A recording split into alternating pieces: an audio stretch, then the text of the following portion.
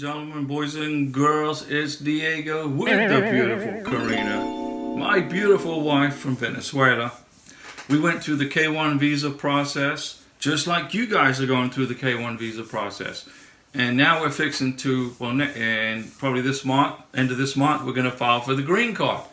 So we got all this experience in K1 visas. I'm not an immigration attorney. I don't give you any legal advice. I don't work for the USCIS folks or the MVC, okay? But I got 9 years of experience processing K1 visas. It's an easy process as long as you are patient during the process and as long as you follow directions. And don't rush. And don't rush to get your visa package sent off to the lockbox or to the service center where it's going to go from the lockbox. Just be patient, take your time when you put this visa process together. But this video is about social security numbers, okay? This is about social security numbers. So Karina just got to the United States. We got married on the beach in Florida. And yesterday we went and we applied for her social security number. To apply for a social security number, you must bring your form I-94, I-94, your passport, your marriage certificate showing that you guys got married. This applies to Florida. You got married, you got your I-94, you got a copy, you got your K1 visa, you got your passport, okay?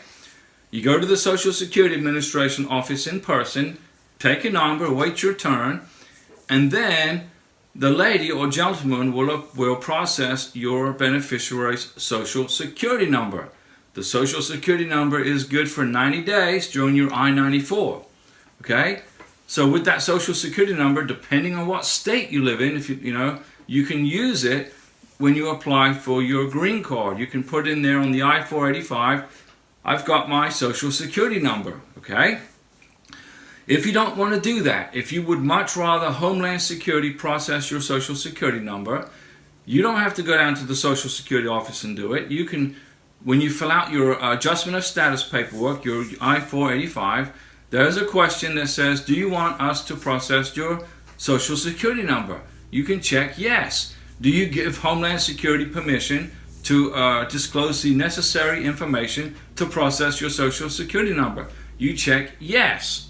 Okay, so there's two ways you can get your social security number. You can do it in person, but remember it's only good for 90 days. And then when you get your green card in the mail, then you go back to the Social Security Administration and you update the paperwork. So Karina will get her green card. She'll go back to the Social Security Administration. Here's the green card. They will go on the computer and they will update her status, okay, to legal permanent residence. Great Scott! Great Scott! Great Scott! When you get done at the Social Security Administration, they'll give you a letter, okay, with your beneficiary's name on it and the address of the Social Security Administration office where you processed the Social Security number. Then what you're going to do is go to the post office in your town and say, look, here's a letter from the Social Security Administration. This is my beneficiary's name. This is where she lives. And then the post office will go into their computer and add your beneficiary as a resident of your house or apartment or wherever it is you live. Okay? Very important. In Florida, they told me if you don't do that, the post office will probably return the Social Security card back to the Social Security office where it originated from. So you must update the persons that are living in your house where you are. So Karina's my wife. We'll go to the post office today. We'll update her status of being a resident here, a permanent resident in this house, and then that way the post office will deliver her social security number without any problems. When she gets her green card, we will go back to the Social Security Administration, we'll update her paperwork, and they will then designate her as a legal permanent resident. Don't forget, we do a live stream Mondays, Wednesdays, and Saturdays at 6 p.m. Central Time, which is 7 p.m. Miami time, okay, or 5 p.m. Albuquerque time, or 4 p.m. Los Angeles time.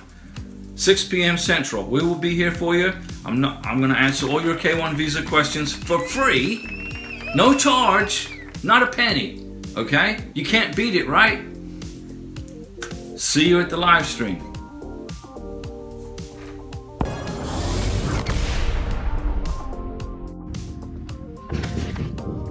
I'll be back.